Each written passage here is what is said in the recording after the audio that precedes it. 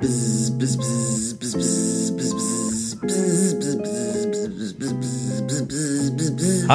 Hey. How we doing? Afternoon. Good. Just fresh off a dentist visit. Oh, that's right. Yeah. Was this with your handsome dentist? Or No, That's that's the the kids. kids' dentist. That's right. Yes. Yeah. Yeah.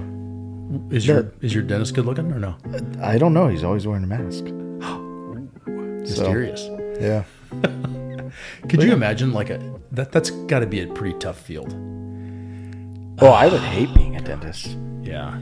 I don't even like my own teeth being cleaned. I can't imagine cleaning somebody else's. Right.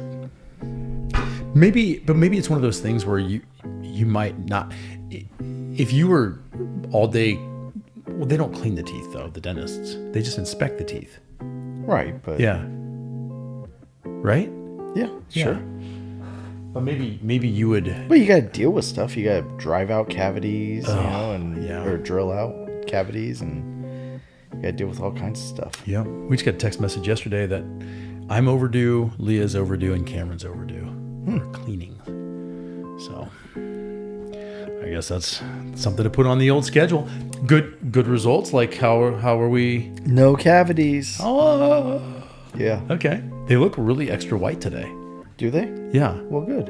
It must be that they did a really good job of cleaning them. They're freshly polished. Or maybe it's because you don't do a good job, and that's why it's so noticeable. Right. Oh, I tell them as I sit down, I'm like, you're going to tell me I need to floss better. And she's like, okay. She's like, I've never heard that. Let's just get that out of the way.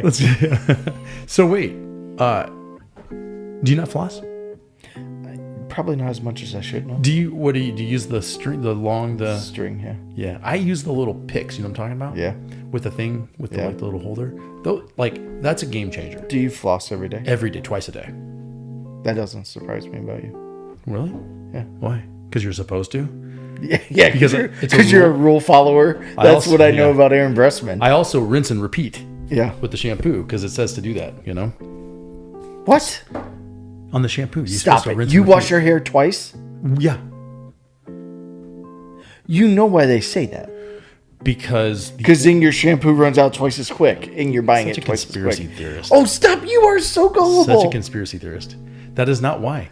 You fall for this. The first time it removes the oils from your hair, so the next time you're actually getting it clean. It's true. Hey, I've tried it. When you get rid of the oils, guess what? It's clean. No. Yes. No, then it has to get the dirt. Oh, it doesn't know how to get both, huh? Not at the same time. The oils are the preventative. shampoo is like, first time around, we're only here for the oil, boys. Let's just get the oil. I'm going to ask Grok. You are such what a the sucker. proper way is. And actually, you know what's funny is like my hair, while it's clean, I don't feel like, I think maybe I should.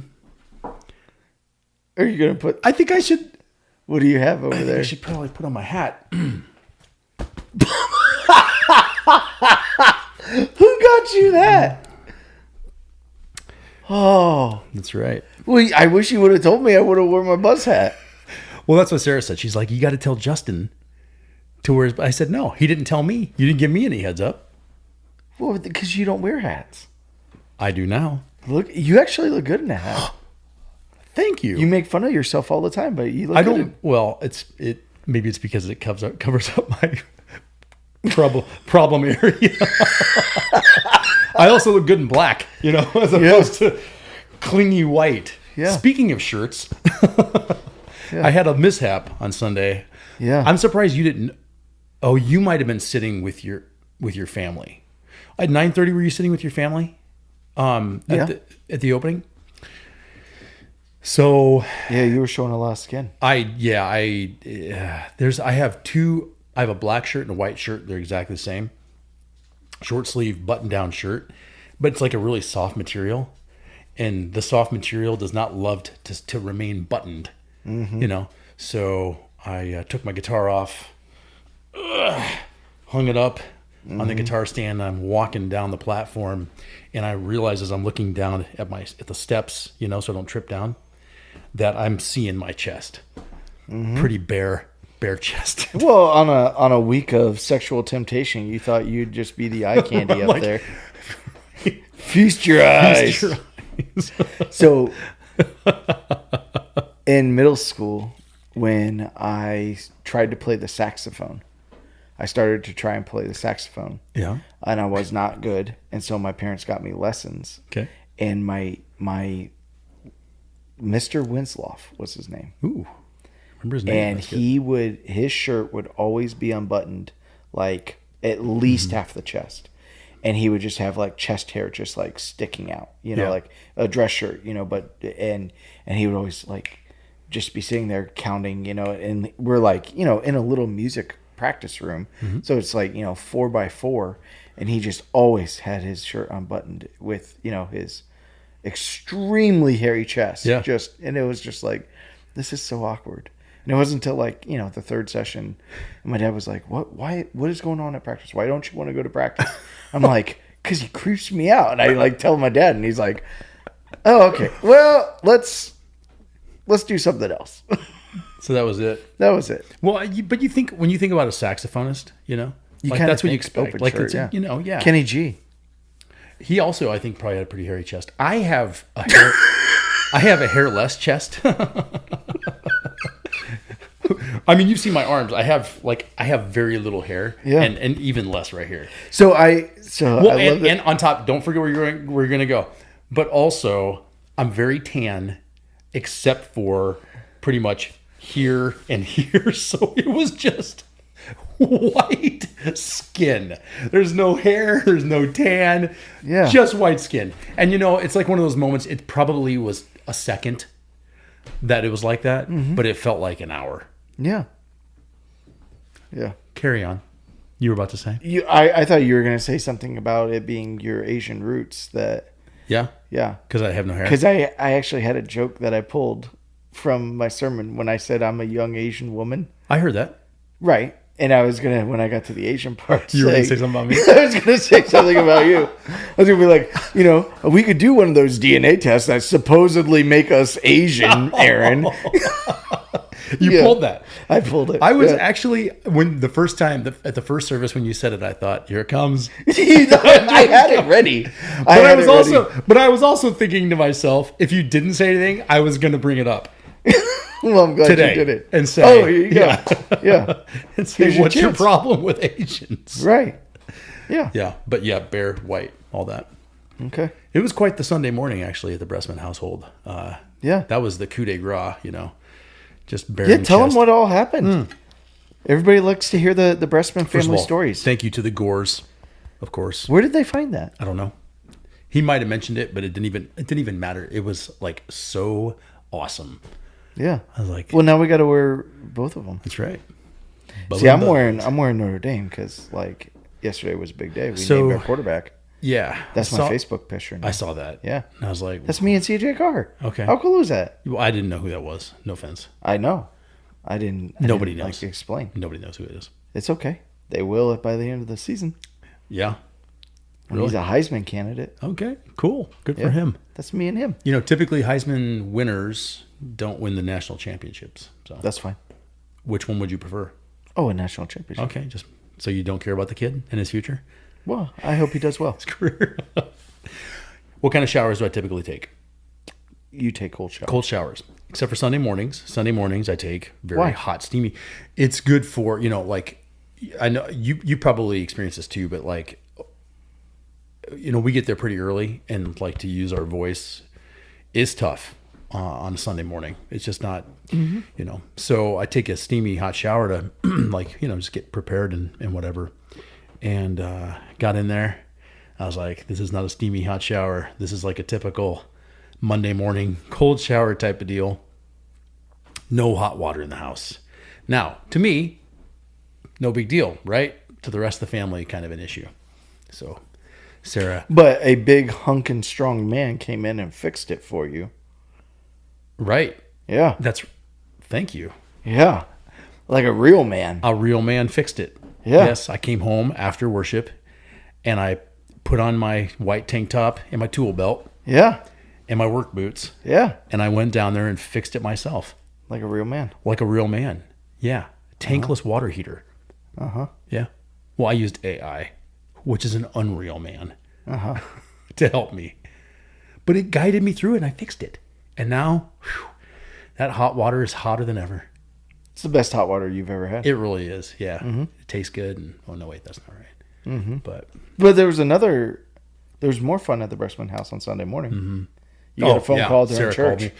So whenever Sarah calls me on a Sunday morning, and I'm sure that you've experienced this with Joe too, it's like they don't call us unless it's something drastic. And she was shrieking and screaming. I'm like, what is wrong? And what are you looking at? What are you doing? There's nothing. Your story. Is there something wrong with your water? No. It's delicious. Is it not good?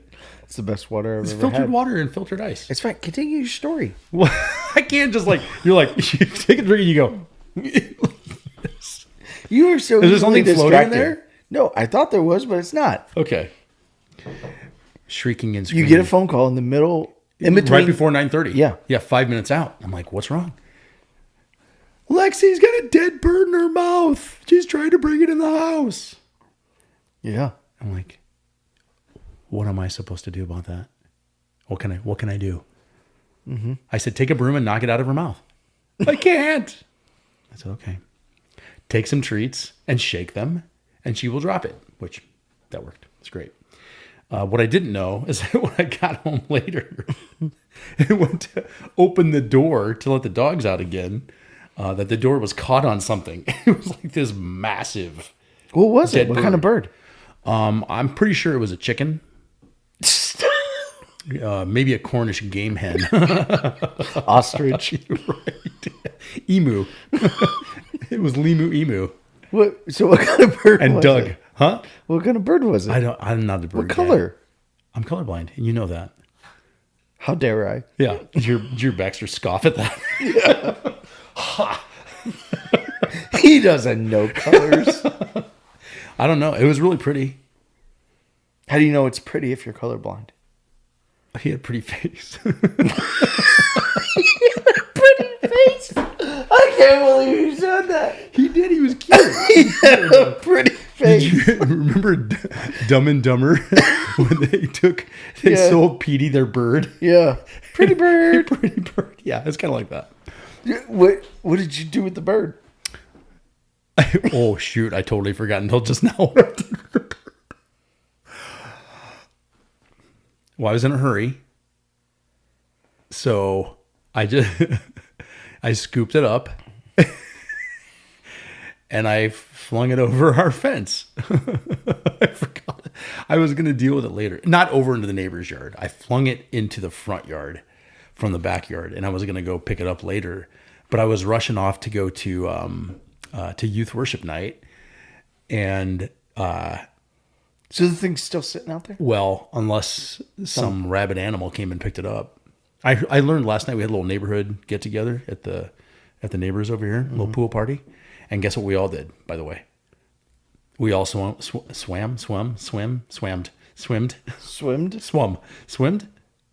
Oh gosh. Swam. We swam. Are you being serious? It's swam. Well, I'm a little caffeinated. We all swam with our shirts on in your honor. I promise you. Pete, the guy who owns the house, he got in the pool with his shirt on. I'm like, oh, cool. That's what we're doing. And so I just did it too. And Sarah's like, Aaron, what are you doing? And I said, swimming. When in Rome. Right. Yeah. So I wore a swim shirt. It wasn't a swim shirt. It was a normal shirt. But bird.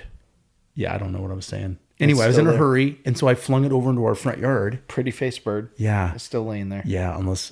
Oh, anyway, so I learned last night that the neighbors over here have a huge owl that comes out at dusk, and ominously, like Batman, like perches on the front. And so they said, "Hey, you need to really watch out for your dogs." Yeah, you do. Yeah. They're little. So it's been a very busy week. Mm-hmm. How are you? Good. Well, yeah. My dog hasn't killed anything. Nothing? Okay. No. Your hot water works? My hot water works? Mm-hmm. Yeah. Maddie's stupid. I think she's actually OCD. Your dog is OCD? I think so. Okay. Because, probably a year ago, she found a baby bunny by our trash cans. Right? And a live baby bunny? Yep. And she got it in her mouth. Oh. And I told her, drop it, and she did. And he got away. What a she good did. dog. Yeah. And she, well, I had to like kind of grab her neck and like drop it. But she didn't kill it even. No, she didn't kill it. Oh, that's sweet. Yeah. And it was stunned for a little bit, but then it ran away. Yeah. So without fail, at least 20 times a day, she wants to go outside and she runs straight to the trash can and smells around it. Yeah. Like nonstop. And it's like, dog, that was a year ago. You are not going to find a baby bunny there. What a memory. Right. But she's like fanatical about it. But is it possible the bunnies hang out over there? And the smell is still around? I mean, as soon as she wakes up in the morning, she comes to my side. She's like, hey. And I call it search. And I'll say, do you want to search? She runs to the front door. She so runs smart. Right there. You think she's stupid? She's smart. She hasn't found a bunny in a year. Yeah. And yet she goes back every time. But you're saying there's a chance. We're just going to do Dumb and Dumber quotes the whole time. Okay. Ooh, that one's for the Lamborghini. Better hang on to that one.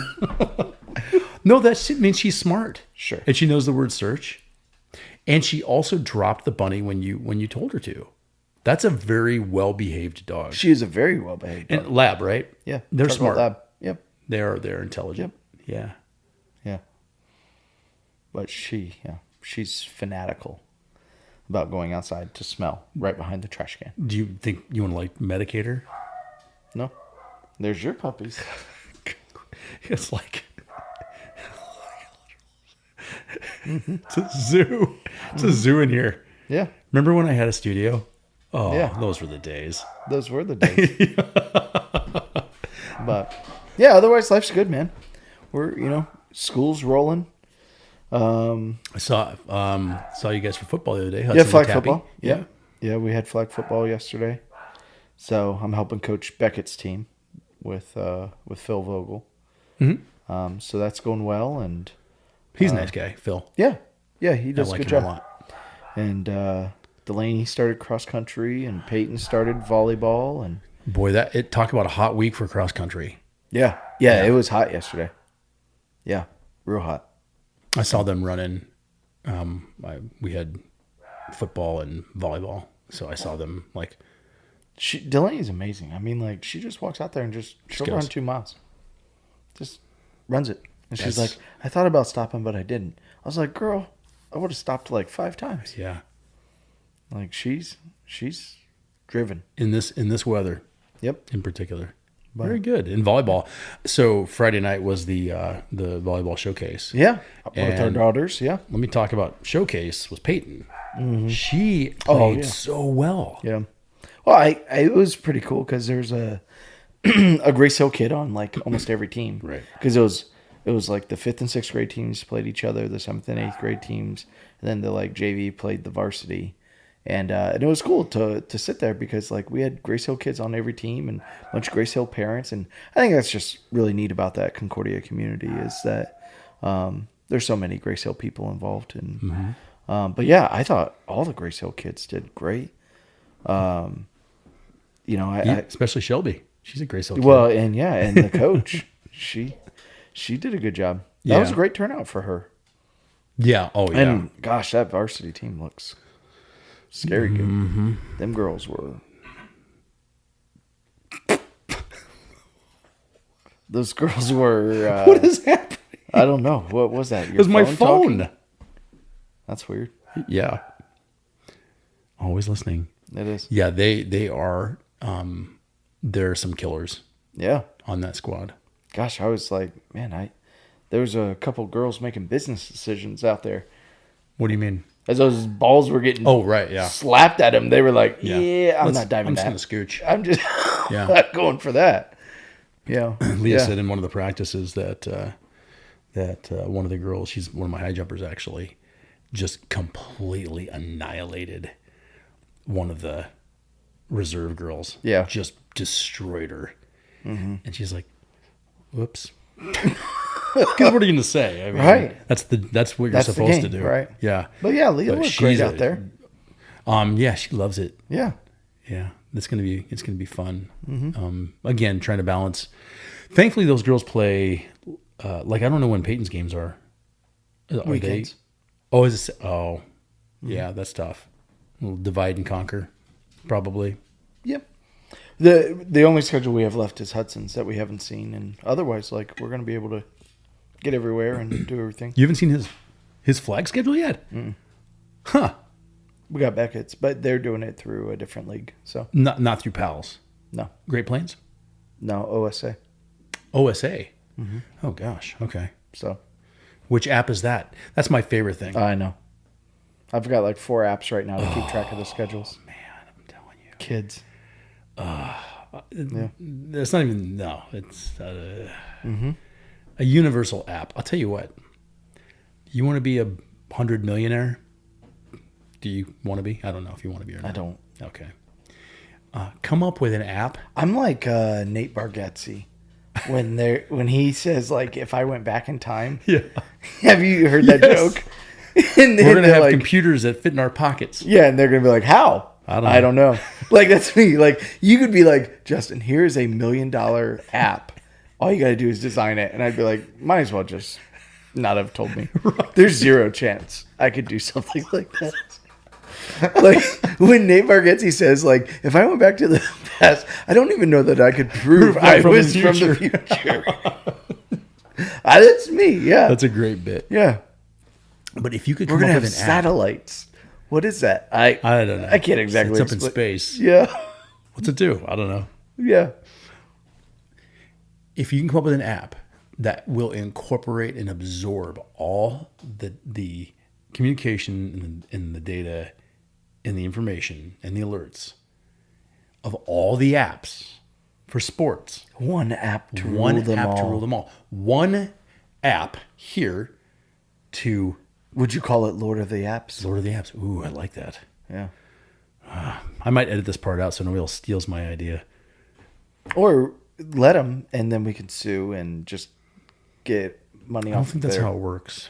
Like, we came up with the idea, Yeah, and you took it and ran with it. So we want Can we royalties. speak with? Can we have an attorney Yeah. dial in, call into the show? You at least have to sponsor our podcast. Yes, right. Yeah. This podcast is sponsored by Lord of the Apps, TM. Justin gets to drink real water then. Not water with stuff floating in it. Was there something floating in your water? Just dog hair. No, stop it. My dogs don't shed, bud. Well, okay, it's human hair, but it's already down the hatch. You did not take a drink of water with hair in it. Yes. I'm not doing this with you. I'm so thirsty. I'm not doing this. It's hot out. It is hot. Baxter, can you please go to your kennel? Now that I taste it, it's definitely double shampooed, so it's got to be one of For yours. crying out loud. The shampoo taste was so Well, strong. what color on was it? It was black. It was one of yours. Yeah. So So you were loaded and ready to roll Sunday morning. yeah, we were going. You're like, hey, if you were coming into church today expecting not to be offended We had guests too, and so that was interesting. yeah, every Sunday. That's one of the blessings of Yeah. of our place. And some people left their kids in, I noticed that too. and I was like, You gave me a heads up. "Whew." But you know, There are probably going to be some interesting questions on the way home. well, yeah, but also I think as a parent, sometimes it's very difficult to engage your kids about certain topics. It just is. It's uncomfortable. It's awkward, and you know what you have to do it, but it's still not easy to do. No. But if you know something's coming from your pastor, A catalyst to get the conversation going. Sure. Yeah, get in the car, heading to First Watch, and be like, huh, "How about that message, Yeah. kids?" Oh, Peyton had some questions for me on the way home. That was there you fun. go. See, Yeah. Yeah. huh? Like what? I love her innocence. Bestiality had not even come into her. And she was like, Dad, can I ask you something? I was like, oh boy. And the whole sermon, I'm just like, oh, what is it going to be? Yeah, and could have been she's anything. like, when you said they have sex with an animal, what? Like, she was just like, I just don't understand. What? How? What? I mean, like, and I was like, are you asking, like, how could somebody do that? Or are you asking, like, physically? How could somebody? And she was like, both. I was like, okay, this is not, like, I thought maybe we were, but we had a great talk on the way home because she, her cousin has a close friend that's a sophomore in high school and just got pregnant and is keeping the baby. Wow. And so she, so like we were kind of talking about, like Keeping it? Not putting just, Having a sexual baby. activity and, like why, when you look at the picture of what God designed versus, what, high school. And she said, like, yeah, there were these high schoolers that just feel like, like one of the goals of high school is to lose your virginity before you get out. Like that's a given. And Peyton was talking about that, and I don't think she feels any of that pressure.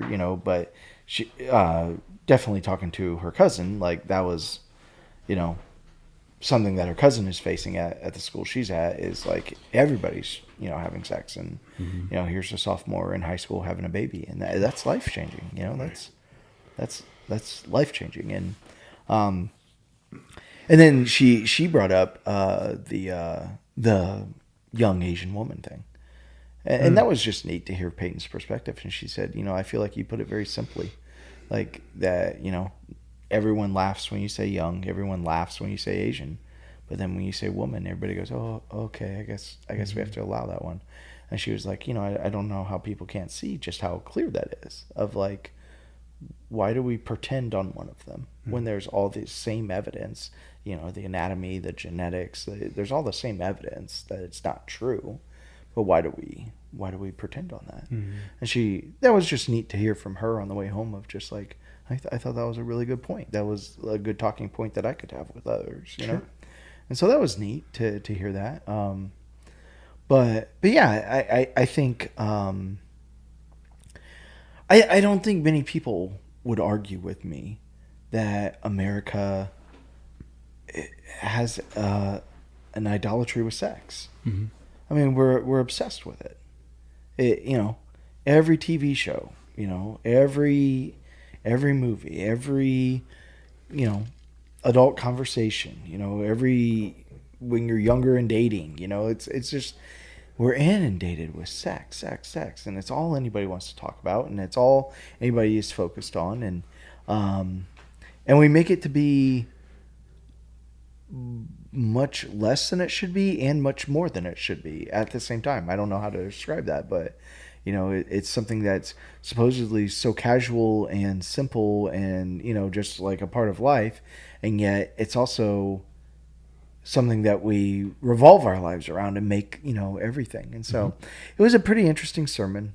My biggest goal was, while Paul really zeroed in on homosexuality, I wanted to show that like God had a beautiful, like if you're wondering like what was my outline, God had a beautiful design. I was kind of curious about it. Yeah, God had a beautiful design of what sex is, and we make an idol of it. And God is very open about, here is all the ways that you have perverted it and cheapened it and not used it the way I wanted. And all of these are called into repentance. And yet we know within culture there are certain ones that just don't get called out. Fornication being one of them.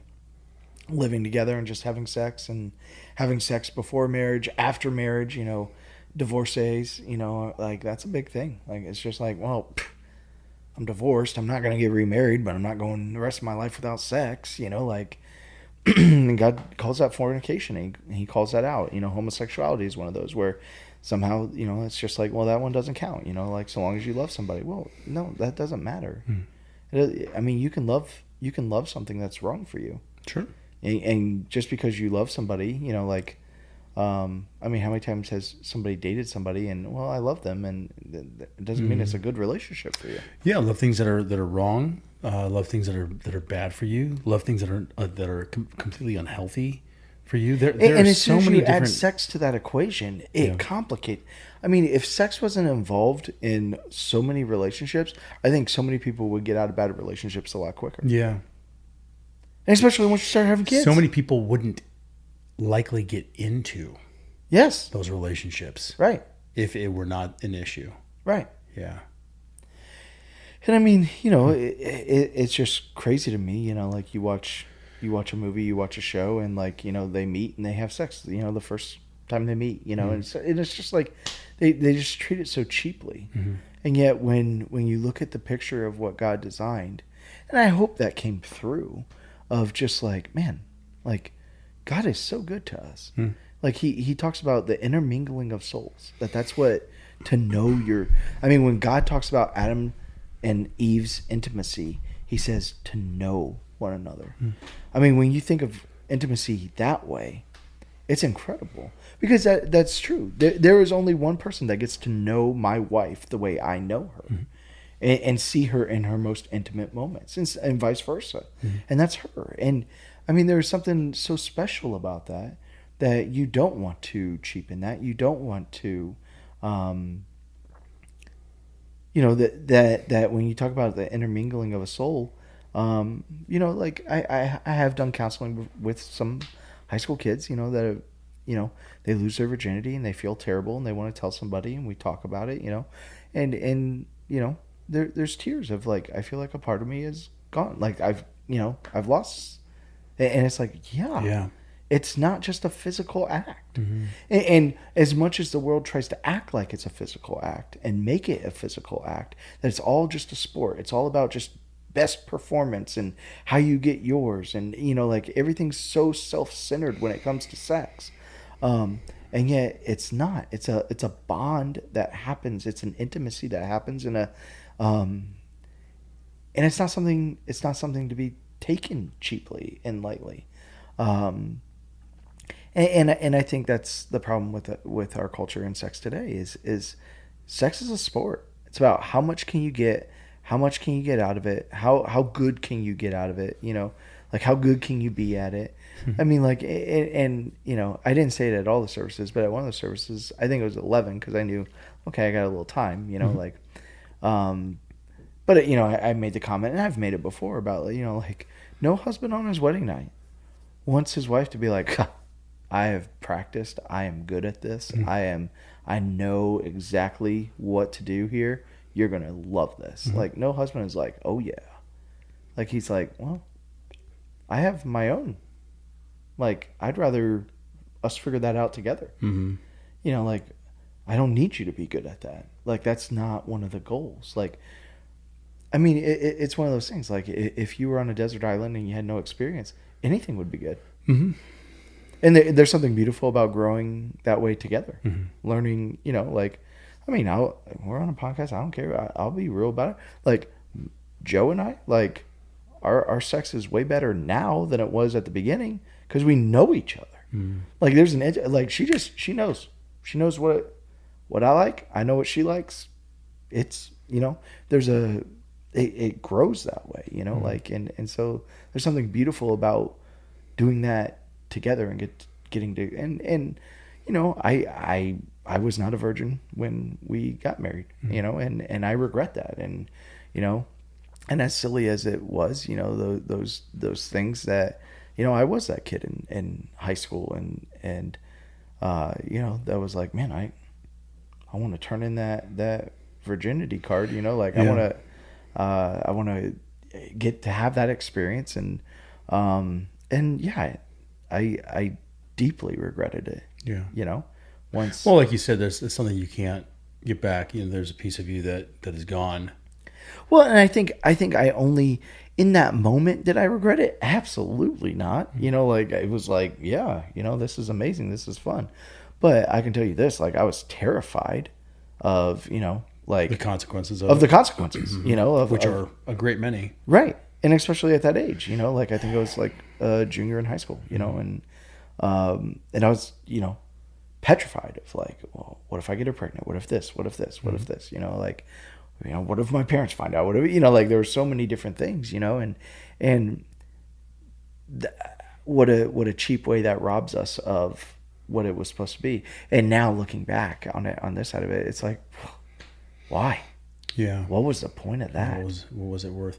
There is such immense pressure, on kids, of much younger ages, and that's the sad and scary thing is that, as society, as we have advanced technologically, it's just opened up so many Oh, it's awful. other avenues for kids They to grow hear- too quickly, Yes. mature too quickly, Yes. and then therefore also the pressure, because if access to some of that information, if you will, at a young age is few and far between, it's rare, then the pressure is not as heavy. But now, with kids in middle school in particular, It's unreal. yeah. So one of the it's things we do terrifying. at Grace Hill is like when we do the sex talk at Grace Hill, like I give them the chance to write in things anonymously. You talking about confirmation? No, for like youth? in youth group. Yeah. Mm-hmm. And it's like, hey, like try and make me blush. Like tell me something you've heard in class or you've heard at school that you think I would be like, oh my goodness, like try and shock me of what you've heard. Yeah. And I shared this recently with a mom that I was talking to. Like they know way more than you think. And I remember being there, and the 6th grade boys, one of them, and I know which one it was, wrote it in, and it was a joke. And this is very if you're prepare yourself, this is not a good joke, but I'm Yep. trying to make a point. If you're listening to if you are listening to this pod with your kids, maybe skip Stop for a past it. second. Yeah. Okay. And he wrote in, how do you know a girl likes you if she swallows? And that was in 6th grade. Oh man. And I said, do you know what this means? And he said, I think so. And he said, I think it has something to do with, That act. that act, And I said, yep, it does. And I said, I don't want your stupid friends to be the ones that tell you these things. I want you to hear it from your pastor. Yeah. I'll tell it to you. This is what it's talking about. And I described it, and I said, that's not how we treat a girl. That's not how we look at a girl. And that doesn't, and here's the biggest thing, is when I got to talking, he goes, so that's like not a good judge of whether she likes you or not. It's like, no! Like that's not, We've like, gotten all the way to this point and you're still asking. right. Like they But are he's still, he's a little kid. because they're 6th grade. He's a little kid. They don't understand. And they're hearing these incredibly adult things. Because people, even it's for a lot of them, it's their older siblings. Sure. You can massively tell when we do the sex talk with the kids, you can massively tell the difference between the ones with older siblings and the ones that aren't. Yeah. And that's horrible. But I see the same thing in my own kids. Like, there are things that Beckett says at 2nd grade that we would have washed Peyton's mouth out For sure. at that age. Right. But because, and it's little things like saying sucks. Like, we never let Peyton say sucks. But she's in middle school now. She says sucks. And now Beckett says sucks. And it's like, that sucks. And it's like, I'm like, do not talk like that. But, but I do think older siblings are a huge part of that issue. Because it's kind of like hey, I know something you don't know. But not even that. It's also because they observe them. Yeah. On a daily It's basis, true. they observe them and they hear the things that they're saying. Yep. And they hear and they hear the things that their friends are saying. Yes. They're riding in the car when you've got a Yep. bunch of kids in there. Yep. They're hearing the conversation between you and their sibling. And so it's not even like necessarily an intentional thing that the older sibling is doing to saying ha ha ha. Right. It's more like just it's the environment Yeah. that they're in. But I mean, like it breaks my heart every time that I go to the girls, because I hate when we separate out girls and boys for these conversations because I think they should have to hear from each other because it's powerful. Because when the girls start saying, immediately when I got on to Instagram, boys were asking me to send pictures of this and boys were asking me to send pictures of this and I was being pressured into this. I want those boys to hear that. I want them to hear that. To go, this is not just a piece of meat for you to oogle over, and this is not just a trophy animal to put up on your wall, a notch in your belt kind of thing. This is a child of God, a girl who has a crush on a boy and wants him to like her back, and yet feels like the way I get his attention is by giving him myself. And keep his attention. Right. And keep his attention. Yeah. And I said, girls, why do they want pictures of you? And they have to, and for them, it doesn't quite click. They're like, I guess he would want it for like him to, But I think initially, but they don't. But They they don't- definitely don't go there right away. It's more like They- because they like me. They think Right. they think I'm pretty. That's what that is their initial thought. He likes Carry me. it through. He wants to see what I look like. Yeah, carry that. And through. then I go, do you understand what he's doing with that picture? And when they catch that, when it clicks, they're like, ew. Yeah. And I'm saying, that is not your job. Yeah. Your job as a girlfriend in high school, this is why I tell the kids don't date. I said, unless you are willing to get married, what is the point of dating?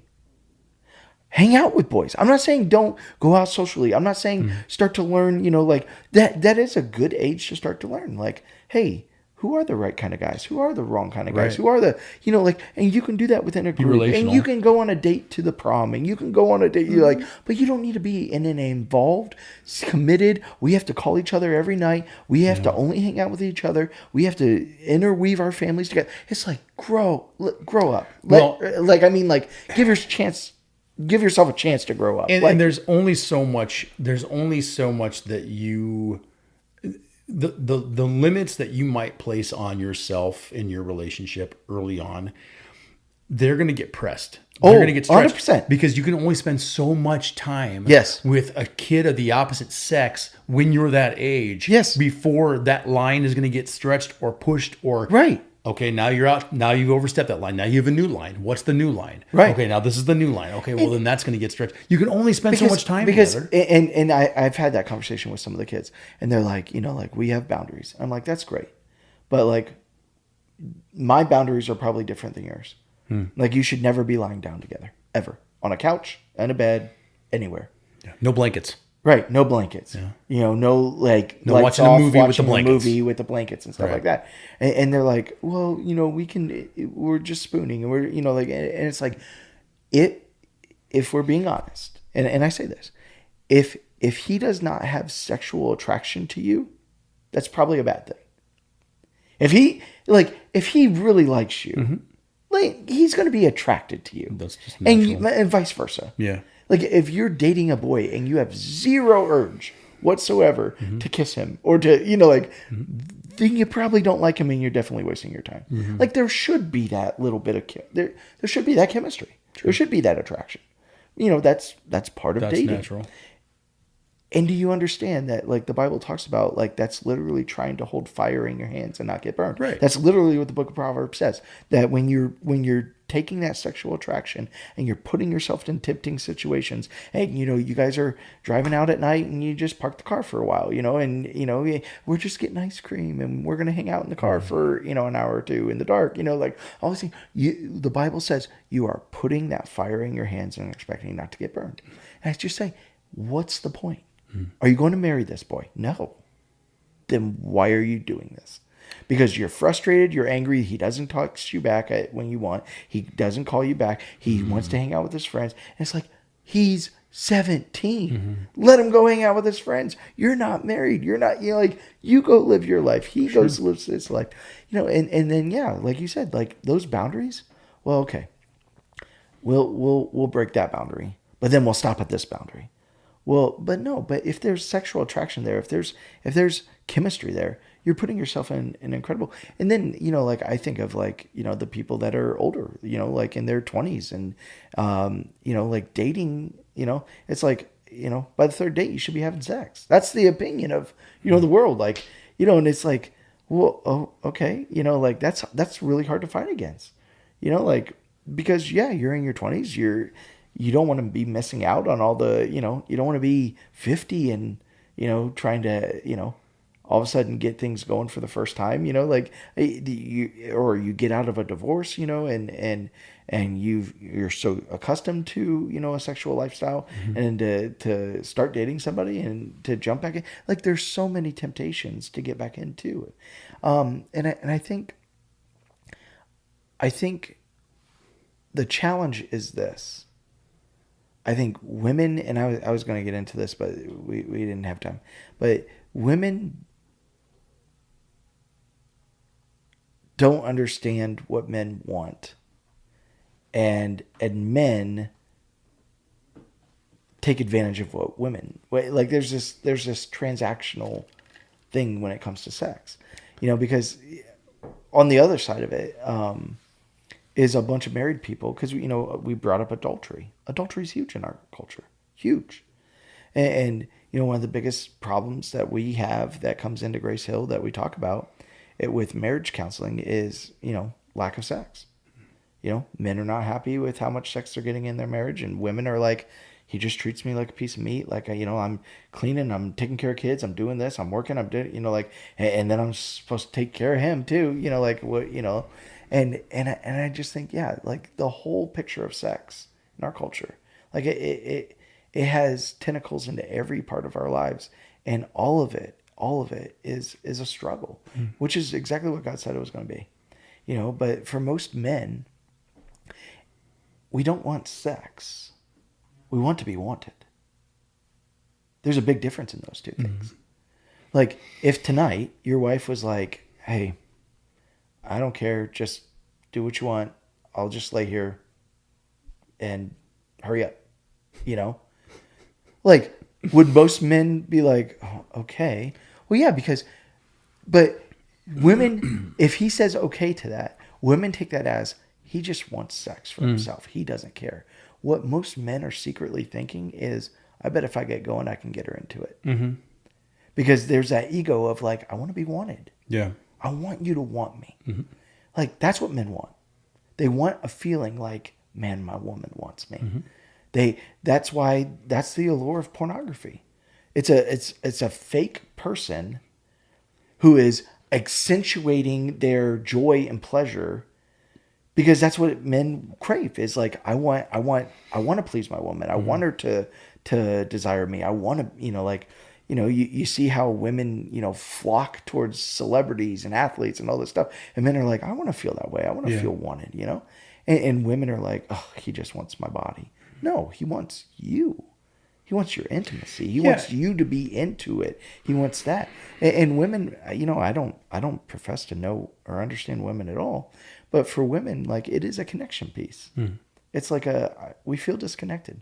I don't want to be treated as if I'm a prostitute or I'm a commodity or I'm just an ends to a means, that you're getting what you want and I'm just the vessel that gives you that. Like, I want to connect. Yeah. And what's incredible is when God talks about sex, he talks about both those things being fulfilled if you do it the right way. Yeah. Like, and for men, like, that are in a married relationship and they're not happy and the sex isn't good, like, yeah, that's something to talk about, because maybe you're not doing a good communication job of what you're desiring. It's not like, hey, it's been 2 weeks, can we get this act on? It's, hey, it's been a couple weeks, like, I want to feel wanted. I want to feel like you want be desirable. I want you to desire me. Yeah. I want to feel like, I'm a man. Like, and that's most definitely the way that the woman would feel as well.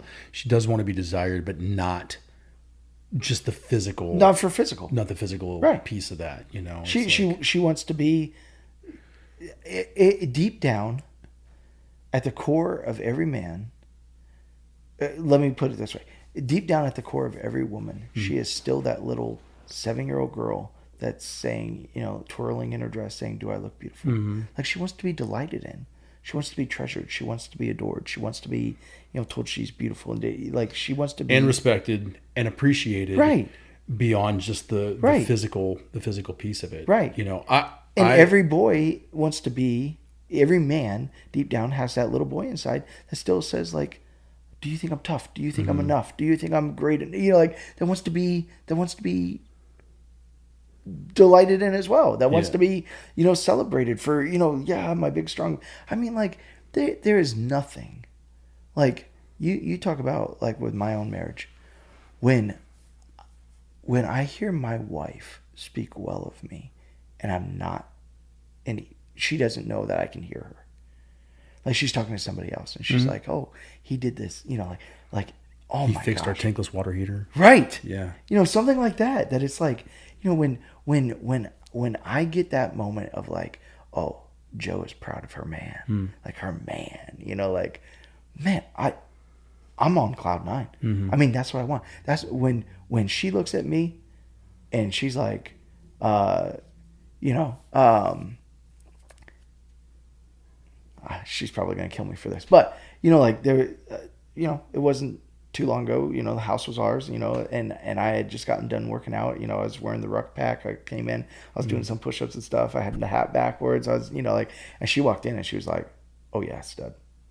And I'm like, okay. And it was on. And it was like, that's for me, you know, like, well, my woman wanted me, you know, like she saw her man and she wanted me, like that can last me forever. Yeah. You know, like, and that's what it's about, is that kind of intimacy and connection.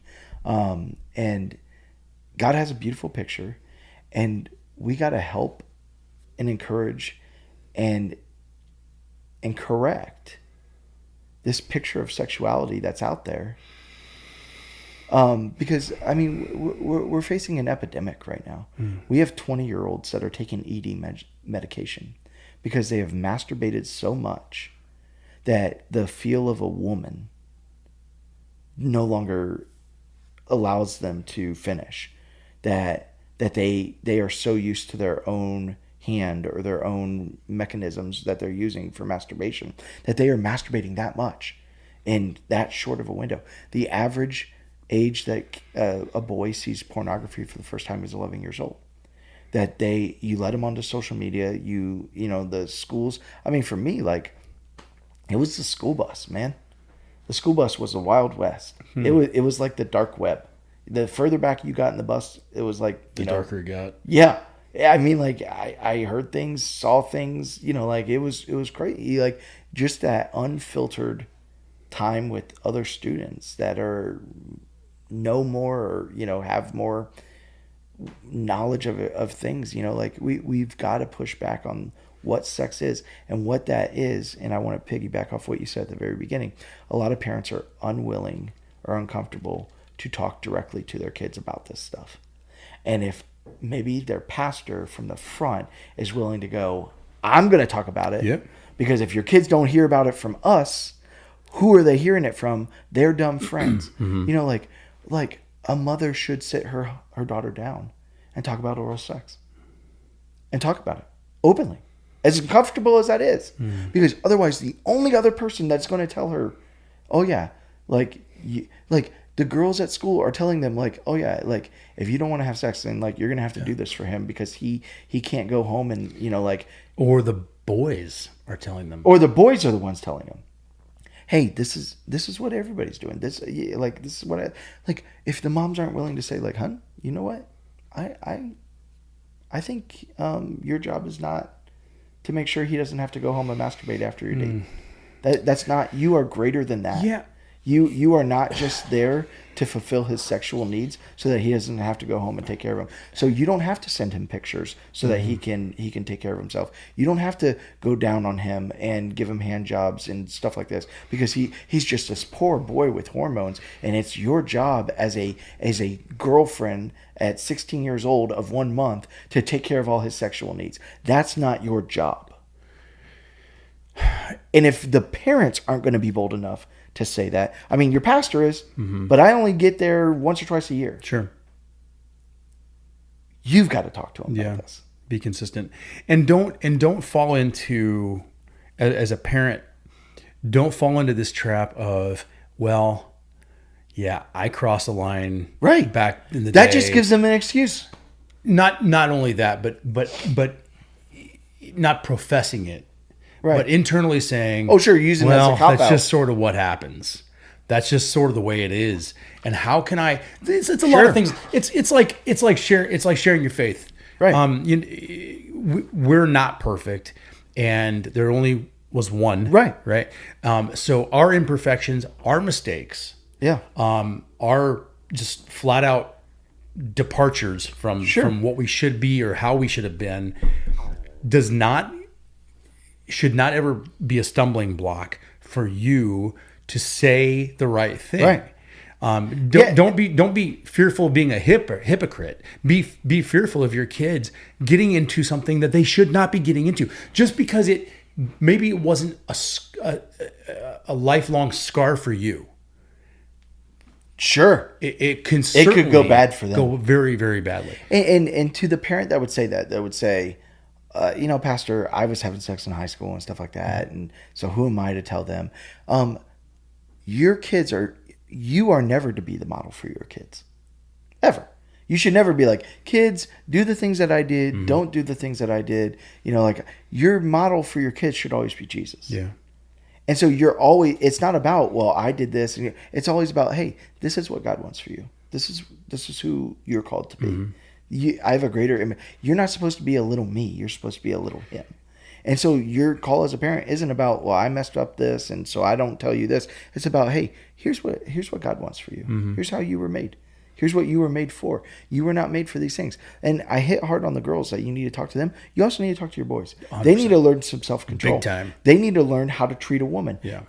You need to, all these people put these pictures up of daddy-daughter dates and how cute they are. What about mommy-son dates? Yeah. Where you learn how to treat a woman. Where you learn like, hey, you know what? It's not okay to be oogling over girls and only looking at them as if they got the, and I understand the urges. I understand, like I was a teenager. I understand, these things.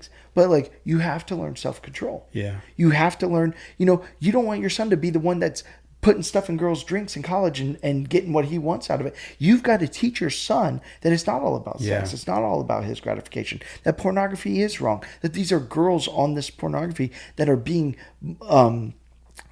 sex trafficked and abused. And there is no one that goes deep into pornography that doesn't get into incredibly unhealthy stuff.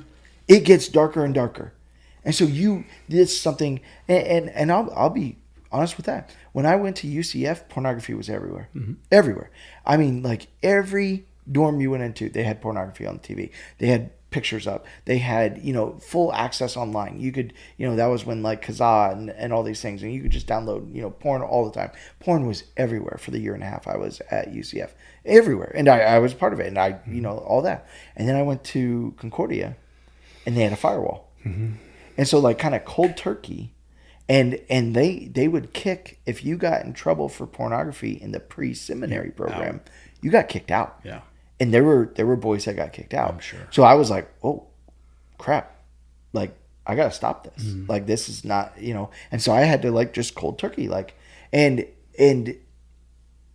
praise God, because it was him alone, that I was able to walk away from that, because it does pull. I mean, when I was at seminary, one of our professors got fired for pornography. This is, and I say that to say like, this is something, it's like alcoholism. The parents that are just like, when the kids are 17, like, oh, go ahead and drink so long as it's here. Like you are hooking them up with something that destroys lives. Poisonous.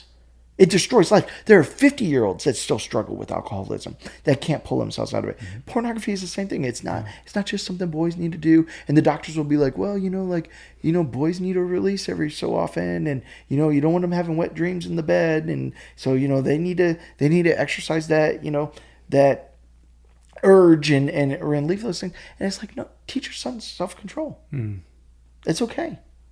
It's okay to teach them self-control. Yeah. It's okay to teach them, because these boys that are growing up and they're masturbating every day and all this kind of stuff, they get married. And then all of a sudden, they don't get daily attention. And it goes, a week. And they're thinking, well, this is ridiculous. What is this? Like, I expect my needs to be met all this time. And you're stepping back and you're like, oh, okay, well, how did we get there? Yeah. At a young age, we need to be teaching them self-control. We need to be teaching them how to treat a lady. We need to be teaching them how to be gentlemen, how to respect the young ladies in their lives. Yeah, and not only not only is it very, very important for parents to engage with their kids in these awkward arenas. Yeah, but you better be living examples. Oh, sure, for them. Yeah, and I'm not saying because again we all have our pasts. But the Holy Spirit changes us. Yeah. And should. And if you're not changing from the inside out and growing and developing and growing closer to Christ on a daily basis and modeling that, you better start, because it'll get a whole lot more awkward. I I remember when I was in high school, I had a friend. We went to church with them. His dad was, one of the leaders of our church, And when he turned 18, his dad took him to a strip club and got him a lap dance. Because he was like, manhood, kind of thing. And I remember thinking like, oh, how awesome is his dad? Oh, right. Like as an 18-year-old, you're like, wow. Like, whoa. But I will not lie. In my head, it was like, okay, like we do the church thing, but like we can still do this stuff too. Because like as a kid, when you hear other people not towing the line, you don't take that as shame on you. You take that as permission. Well, then I can do that too. And yeah, I'll never forget. I don't know if I want to tell that story. I've only been once, and it was when I was like 21, and my best. I had another friend, and his little brother just turned 18. And that was what he wanted to do for his 18th birthday, was go to one. And so me and him, we were like, well, I've never been to one either. And so we took him. And on the way home, it was only like a 20-minute drive. We got pulled over 3 times. And by the 3rd time, my friend is bawling. And he's like, you think God's angry with us that we did it? And I was like, man, that was crazy. Yeah, like... So yeah, we got pulled up over as we left, and he put my friend through a whole field sobriety test because he saw where we pulled out of, and my friend was driving, and then he gave him a ticket for a taillight out, which he had. We made it maybe five minutes.